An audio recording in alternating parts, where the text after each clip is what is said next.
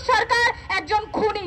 তার সরকারের স্বাস্থ্য উপদেষ্টা এবং এই প্রধান উপদেষ্টা ডক্টর মোহাম্মদ ইউনূসকে বিচারের আওতায় আনতে হবে। রিসোর্ট বানাতে পারে, কিন্তু একটা হাসপাতাল এখনো কোনো সরকারের আমলে তৈরি করা হয়নি। সেই শিশুরা কিভাবে জীবন যাপন করছে? অনতিবিলম্বে এই সরকারকে যে মহামারী দেখা গেছে তা ঠেকানোর জন্য তার গুরুত্বপূর্ণ ব্যবস্থা গ্রহণ করতে হবে। পাশাপাশি ইন্টারিম সরকারের দায়ী যারা আছে তদন্ত সাপেক্ষে তাদের বিচার নিশ্চিত করতে হবে। ইউনূস সরকার একজন খুনি। পাঞ্জাবের জগতে একটি বিশ্বস্ত নাম, শাবাব এথনিক ওয়্যার।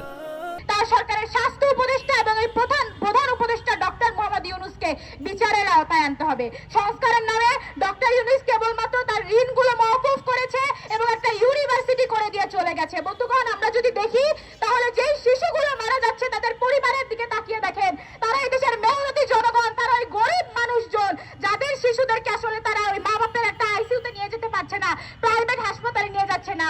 আপনারা ঢাকা মেডিকেলে গিয়ে দেখেন যে একটা শিশু, একটা সুস্থ শিশু যদি এখানে চিকিৎসার জন্য যায় তাহলে সেই অসুস্থ হয়ে মারা যাবে। কই সেটার বিরুদ্ধে এখন পর্যন্ত আমাদের সরকার কোনো ব্যবস্থা গ্রহণ করেনি। আজকের সমাবেশ থেকে আমরা জোর দাবি জানাচ্ছি যে অনতিবিলম্বে এই মহামারীকে ঠেকানোর পরিকল্পনা জনগণের সামনে উপস্থাপন করতে হবে সরকারকে, এবং অন্তর্বর্তীকালীন সরকারের দায়ী সংশ্লিষ্ট সকলকে তদন্ত সাপেক্ষে বিচারের আওতায় আনতে হবে।